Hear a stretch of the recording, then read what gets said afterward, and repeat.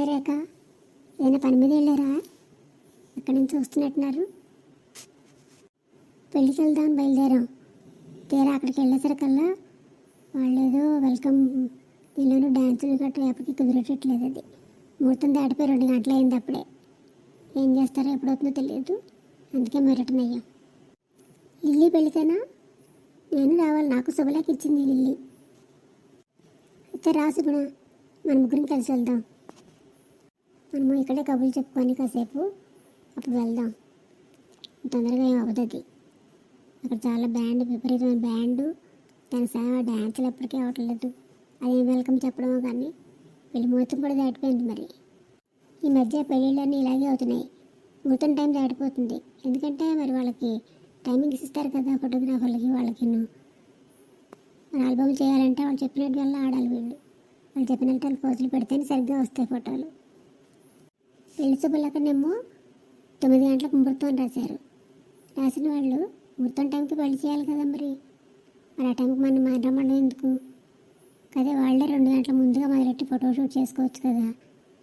అయితే ఫోటోషూట్ పలానా టైం వరకు ఉంటుంది, ఆ తర్వాత పెళ్ళి అని రాయొచ్చు కదా క్లియర్గా.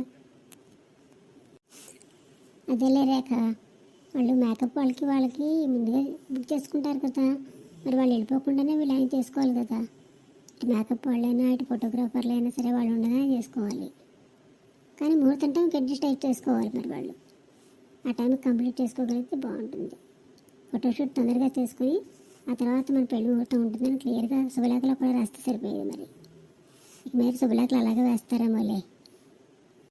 కానీ మరి పెళ్లి కోసం మనం మేకప్ వేసుకుని వచ్చాం కదా, అదంతా జిడ్డు కారిపోతుంది కదా. మన ఫోటోల్లో మనం కూడా రావాలి కదా. మరి అదే అసలు బాధ. మేకప్ పోతుందన్నా ఒకసారి టచ్ చెప్పి పర్వాలేదు. కాసేపు నాక వెళ్ళి మనం కూడా ఏదైనా గిఫ్ట్ ఇచ్చేసి అక్షంతలు వేసేసి అక్కడ లంచ్ చేసేసి వచ్చేద్దాం. సరేనా? వాళ్ళు తీసుకుంటే 2-3 ఫోటోలు మనం కూడా తీసుకుందాం. ఈ మధ్యకాలంలో పెళ్ళిళ్ళు జరుగుతున్నాయి కదా, మనం చూస్తున్నాం. పురోహితుడికి ఇచ్చే టైం తక్కువ, ఫోటోగ్రాఫర్లకి మేకప్ మ్యాన్లకి వాళ్ళకి మొత్తం టైం అంతా. తొందరగా నడవండి. మరి జనం ఎక్కువైతే అక్కడ టిఫిన్ దగ్గర లంచ్ దగ్గర కూడా క్యూ పెరిగిపోతుంది. అసలు బఫేలో నించొని తినాలి కూడా మనం. ఇప్పుడు పెళ్లి భోజనాల గురించి పెద్దగా ఆలోచించక్కర్లేదు.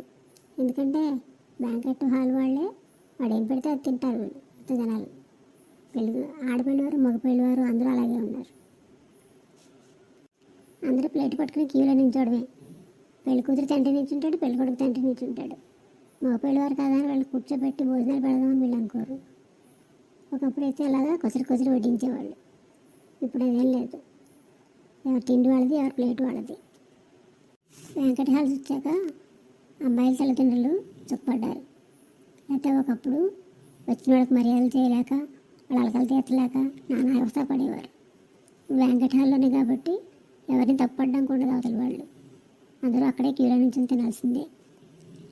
సరే అయితే వెళ్దామా? నడవండి తొందరగా. క్యాబ్ వచ్చేస్తుంది, రండి తొందరగా వెళ్దాం. వెళ్తూ తవలని గిఫ్ట్ కొనుక్కొని వెళ్దాం మనం. సరేనా?